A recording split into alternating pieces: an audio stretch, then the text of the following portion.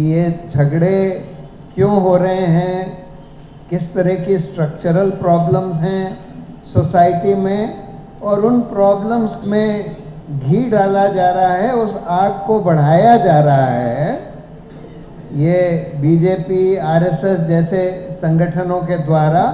और दुर्भाग्य की बात यह है कि यहाँ की सरकार जो है, जो कि एक नॉन बीजेपी सरकार है, इस देश में बहुत कम राज्य बचे हैं जहाँ पर बीजेपी की सरकारें ना हो। तेलंगाना एक राज्य है, और हमने उम्मीद करी थी कि भाई यहाँ पर अगर नॉन बीजेपी सरकार आएगी तो कम से कम इस तरह के हादसों को रोकेगी, इस तरह के वायलेंस को रोकेगी, इस तरह की मॉब लिंचिंग को रोकेगी। लेकिन जैसा इस रिपोर्ट में लिखा गया है, ऐसा नहीं लगता कि सरकार की तरफ से कोई भी कोशिश हो रही है इसको रोकने की, इस तरह की हिंसा को रोकने की।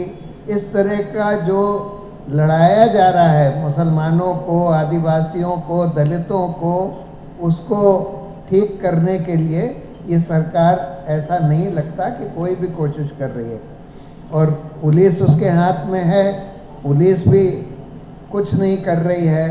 जो वायलेंस हो रहा है उस पर असली दोषियों को पकड़ना, उनको प्रोसिक्यूट करना, ये सब कुछ नहीं हो रहा है। उल्टा पुलिस का तो वही काम जो चलता है, जिस तरह से हम देख रहे हैं कि फेक एनकाउंटर्स वगैरह इस देश में होते रहते हैं, यहाँ की पुलिस भी वही काम कर रही है जो और राज्यों में पुलिस आमतौर पर करती रहती है। तो हम लोगों को इसको काउंटर करने के लिए हम लोग दो चीज़ कर सकते हैं मेरी राय में। सिविल सोसाइटी की तरफ से पहली बात तो जो इस रिपोर्ट में भी आखिर में सजेशंस दिए गए हैं सिविल सोसाइटी की तरफ से कि हमको अमन समिति, पीस कमिटीज बनानी है हर डिस्ट्रिक्ट में, जिसमें कि उस डिस्ट्रिक्ट के हर सांप्रदाय के, हर धर्म के इम्पोर्टेंट और रिस्पेक्टेड लोग होने चाहिए उस कमेटी में।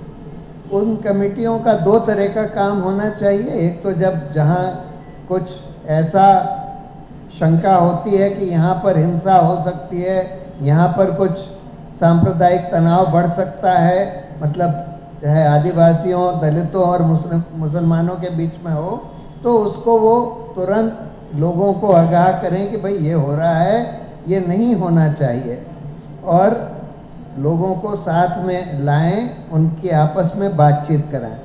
उसी तरह से एक और बड़ा काम उनका कि हर त्यौहार पर, चाहे वो हिंदू का त्यौहार हो, चाहे ट्राइबल्स का त्यौहार हो, चाहे दलितों का त्यौहार हो, चाहे मुस्लिम्स का त्यौहार हो, उन सब में कोशिश ये होनी चाहिए कि हर कम्युनिटी के लोग पार्टिसिपेट करें, जिससे कि आपस में समझ बढ़े, एक दूसरे कम्युनिटीज़ की समझ बढ़े और भाईचारा बढ़े।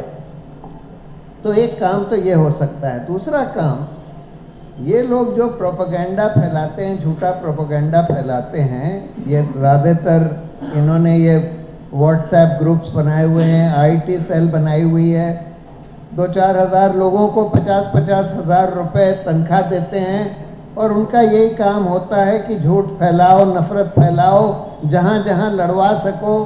खासकर इस तरह के, देखिए अंग्रेज़ों का तो ये था डिवाइड एंड रूल, यही काम ये लोग भी कर रहे हैं कि कोशिश ये करते हैं कि भाई मुसलमानों को आदिवासियों से लड़वा दो, दलितों को मुसलमानों से लड़वा दो। ये काम करने की ये लोग कोशिश करते हैं, और उसके लिए व्हाट्सएप के ज़रिए झूठा प्रोपेगेंडा, नफ़रत फैलाने का काम ये लोग करते हैं। हम लोगों के पास वो पैसा नहीं है जो इनके पास है। इनके पास तो बेइंतहा पैसा है। जब इनको पैसों की ज़रूरत होती है, जब चाहें अडानी से कह सकते हैं, अडानी का तो इन्होंने लाखों करोड़ का फ़ायदा कराया है, किसी कंपनी से भी कह सकते हैं जिसको कॉन्ट्रैक्ट ये लोग देते हैं, अडानी से कह सकते हैं कि भाई हमको 5,000 करोड़ की ज़रूरत है, 5,000 करोड़ दे दो, तुरंत हवाला के थ्रू ले आकर पैसे दे सकता है। तो इनके पास तो बेइंतहा पैसे हैं, हम लोगों के पास पैसे नहीं हैं। लेकिन हम लोग भी एक वॉलंटियर आईटी सेल बना सकते हैं।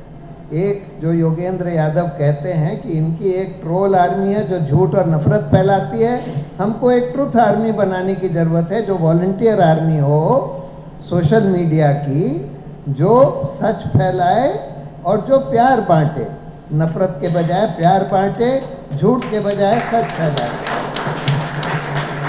और इसके लिए हमको कोई पेड लोगों की ज़रूरत नहीं है। हमारे पास इस देश में अभी भी करोड़ों लोग हैं जो चाहते हैं कि भाई इस देश में भाईचारा बना रहे, खुशहाली सबके लिए हो, अमन शांति रहे।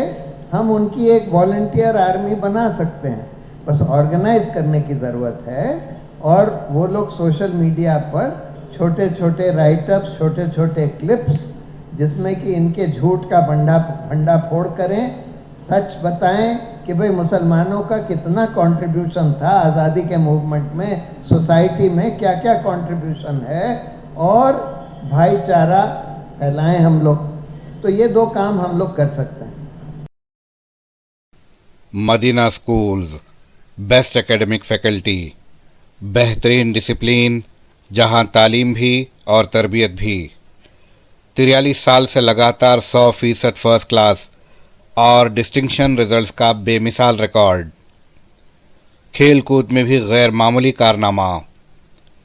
वक्त की रफ्तार और तकाज़ों से हमाहंग साइंस, कंप्यूटर और रोबोटिक्स लैब्स, और वो भी अफोर्डेबल फी स्ट्रक्चर में। एडमिशन्स के लिए कांटेक्ट कीजिए 9100441445 या 6304148143 पर। Himayatnagar for boys and girls, Nampally for girls and boys up to 5th standard. Madina schools, Himayatnagar और नामपल्ली, हैदराबाद।